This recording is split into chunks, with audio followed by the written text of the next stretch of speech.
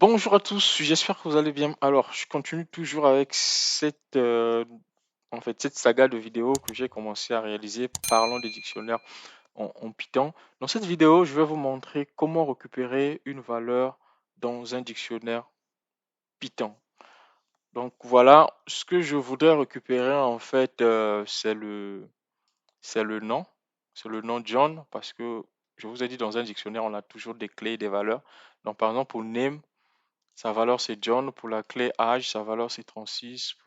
Pour la clé style, la valeur c'est New York. Ce que je vais faire, je vais essayer de récupérer la valeur de name, donc la valeur de la clé name. Pour le faire, c'est très simple. Donc je vais faire print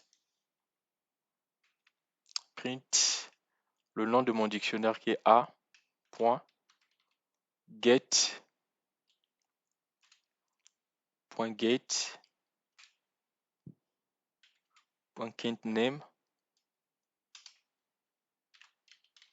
Ce que je dois avoir comme résultat, c'est John que je dois avoir comme résultat. Donc là, j'ai mal fait les choses parce que j'ai oublié la collade ici. C'est pourquoi ça me soulignait. Quand j'exécute, vous voyez, Je récupère John. Donc si je veux récupérer par exemple la valeur de la clé âge, vous verrez. Donc je dois avoir 36. Donc vous faites pareil pour City.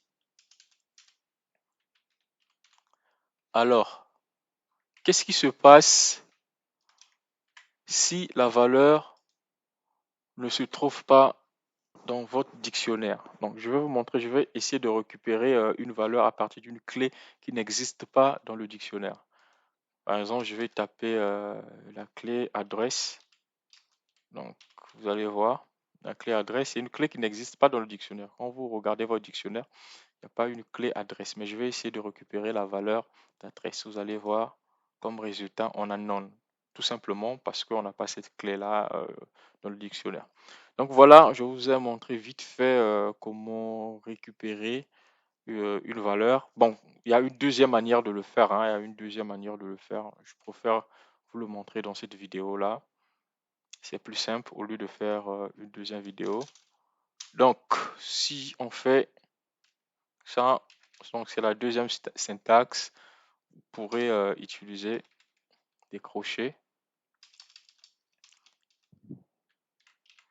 Je récupère la valeur de la clé name. Donc, je supprime la collade là. OK. Donc, on doit avoir comme résultat John. Vous voyez John. Donc, c'est pareil. Si vous faites âge, donc vous devez avoir 36 ici comme résultat. Vous voyez bien 36. Si vous faites par exemple city, là, ça doit me sortir. Voilà, c'est une erreur. Pourquoi? Parce que si vous vous rendez bien compte, c'est sensible à la casse parce que là, il n'y a pas la clé STI. Là, STI, c'est en majuscule en fait. Moi, j'écris en minuscule. Donc, si je fais STI, vous allez bien voir qu'on va récupérer New York. Donc, si je récupère adresse, comme tout à l'heure, qui n'existe pas dans le dictionnaire, vous allez voir, vous aurez toujours le fameux nom qu'on a obtenu tout à l'heure. Ok, donc il y en a pas, il y en a pas, il y en a pas cette clé. Donc si une erreur, la clé n'existe pas. Donc avec la méthode get, ça vous dit simplement non, mais quand vous utilisez l'écriture des crochets, ça vous génère carrément une erreur que la clé n'existe pas, mais ça revient à la même chose. Donc je vous dis au revoir et à la prochaine vidéo.